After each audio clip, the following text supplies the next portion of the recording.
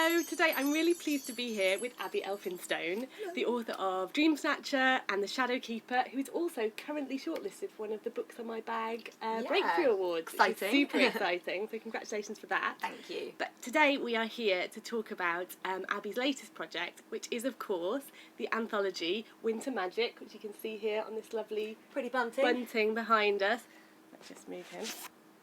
So Winter Magic is this amazing collection of festive, wintry short stories by some amazing authors, including Emma Carroll and Piers Torday and Amy Allwood and loads more, and I'm really, really proud to have a story in here myself. So today I wanted to have a little bit of a chat with Abi about the book, about how the idea came about, and of course about her own story in it as well. Perfect. So first of all, I just wanted to ask you a little bit about the book and where the original idea for this collection came from. So my publishers, Simon and Schuster, agreed with me that the calibre of stories being written by UK writers for 8 to 12-year-olds is absolutely outstanding. You've got something for everybody. You've got animal stories by Lauren St. John and Piers Torday. You've got adventures by Catherine Rundell and Peter Bunzel. You've got so many things. Comic stories by is it Phil Earle and Ross Montgomery, exactly. And we thought it would be fun to gather some of this talent together in an anthology. And we thought we'd focus on winter because I think at winter there is a sense of longing for snowflakes and stockings and sledging, but definitely also for stories. I think there's that real love of nurturing, sitting down with a book and reading by a fire in a cosy armchair. So we wanted to create a really varied collection of stories that reflect the magic of winter by some of the best writers around. Yeah, and I think this really is going to be such a lovely book for people to sort of read and share together, kind of around the fire at Christmas. It's got that cosy feel. There's some stories that you are being sort of taken on an adventure on a fur-lined sled, and then there's your beautifully reimagined Nutcracker ballet, all the beauty of St. Petersburg, draped in snow and, waltzing, dances and things. So I think, there's definitely something for everybody. Yeah, I mean, was that an exciting part of the process? Obviously, you've curated this, so you've kind of been part of the process right from the beginning in terms of choosing the stories and sort of seeing it all come to fruition. So was it quite exciting when the stories were kind of popping into your inbox and you getting to read each one? Yeah, they weren't sent all at once, so I'd have them sporadically popping into my inbox, and I was really blown away by the variety. I thought that there would be a real sense of continuity in terms of the subject matter, but absolutely everybody has written about something completely different. But there's still that lovely core of Christmassy warmth and absolutely wintry magic. And that unparalleled sense of wonder, when you wake up in the morning and there's snow on the ground and your world looks different. So I think every story captures that. Yeah. And for me it was a real treat because some of the authors in this anthology, I grew up as a child reading their books. So me too. Like Michelle Magorian, Yes. Goodnight Mr. Tom, one of my all-time favourite books. And then to have her poem pop into my inbox, and I thought, wow, this is exciting. It's really special. And Geraldine McCorcoran as well. Yeah. I read her book, The White Darkness, set in the Antarctic, and I knew she wrote snow and ice well. I mean, she writes everything well. Yeah. But then to have her writing a story here as well, and Jamila Gavin, Burley Doherty, a lot of variety by a lot of talent. It's amazing. And obviously your own story is the one that finishes the book, which is gorgeous, The Snow Dragon. Do you want to tell us a little bit about that? Because it is such a special story and it makes a really fitting conclusion to the book. It's a nice end, isn't it? It is. Yeah. So where did the idea of the Snow Dragon come from? So it started when I was asked by my publishers to send an outline for the story that I wanted to write. So I drew up this outline and I said, I want to write about a Kazakh eagle huntress who is kidnapped by an evil shaman, and she's forced to eat larch sap to survive and snow, and she's attacked by enraged bears. Went on and on and on. And there was silence from my editor. And then this email pinged in my inbox and it just said, I'm just not sure that's particularly winter magic. And so I sat down and I thought, well, what would I really want at Christmas? And I think I'd want a miracle. So many children do. And not just a present, but something magical. To happen. And so then I thought, well, what would be the most impossibly brilliant miracle that could happen? And I thought, well, probably a dragon. So I then started thinking about a little girl that might encounter a dragon and how that would happen. And I remembered reading, I don't know if we can get this into the shot, Jackie Morris's Tell Me a Dragon. Beautiful book. Yeah. Jackie is one of my favourite illustrators and authors. And in this book, which is about every child having a dragon that befriends them, there is the ice dragon. Oh, wow. With its feathery, I don't know, even skin or whatever it is, a beautiful dragon. And as soon as I saw that, I just thought, I want to write about a snow dragon. And so the book is about, the story is about a 10-year-old orphan called Phoebe. And she realises on Christmas Eve that she's the only child left in the orphanage at Griselda Bones' Home for Strays. And the ethos there is really, really horrible. The motto is, he who bites hardest usually wins. Daydreaming is banned, skipping is forbidden.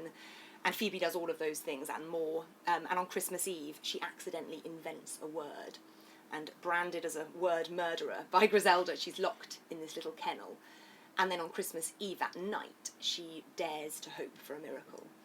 And that miracle might involve a snow dragon and a dancing dachshund, because why not? I have to say that Herb, the character of the dog in this story, is just my favourite thing ever. I He's really sweet, want isn't my he? own.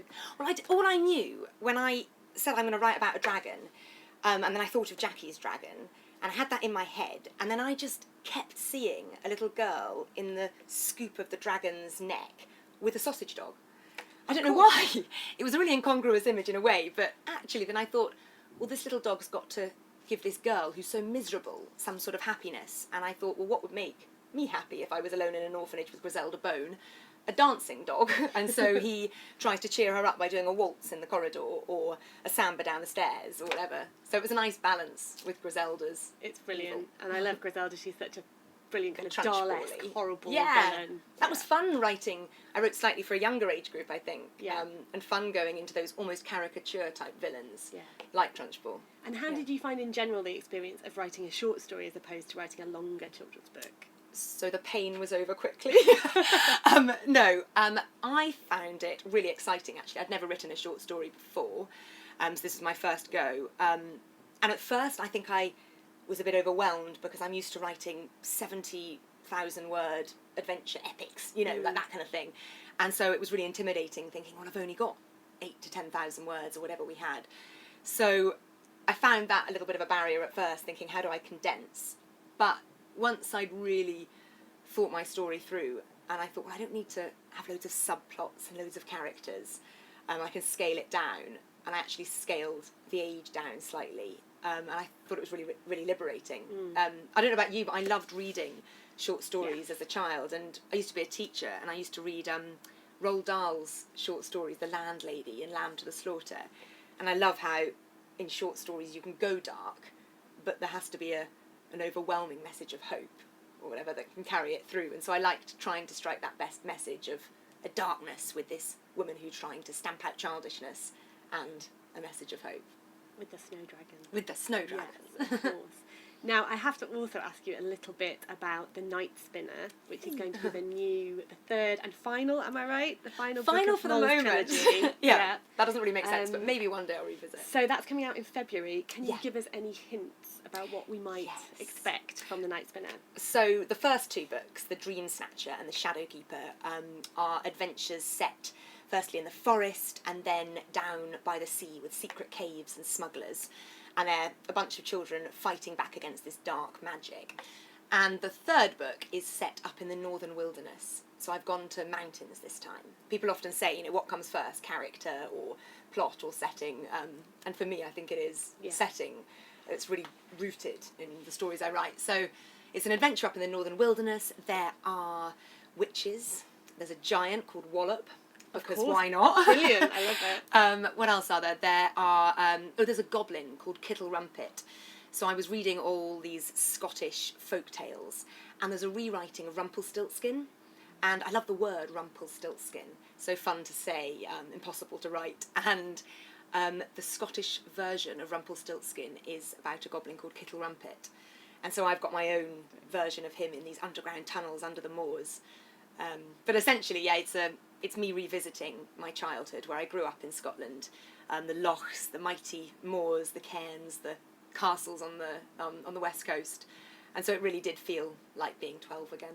Oh, it sounds so fantastic. I can't wait to read it. Well, thank you. I'm looking forward to your next one as well. Well, we've both got a new one in February, so that's exciting. And then after that, do you have any ideas about what you might be working on next? Yes. I'm 20,000 words into it. It's another adventure for 8, 9 to 12-year-olds. It's set in the frozen north, so it's up in the polar regions. Wow, so some more Yeah. winter magic. Yes, exactly. I shall be borrowing these snowflakes soon. It's a story about an eagle huntress and a boy who is an inventor and an organ made of icicles.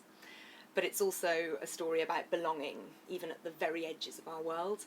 So, yeah, it's big, bold characters and hopefully a very wild setting. I can explore glaciers and, ice plains and polar bears and killer whales. And it's inspired by some of my adventures to the Arctic. Fantastic. Which I'm really excited about, sort of talking to children about in school visits. Yeah, and things. absolutely. That sounds incredible. Well, I can't wait for that one either. Thank you. So good luck with it. And we hope you've enjoyed watching this video. Do give it a thumbs up if you liked it, and look out for winter magic in the shops now.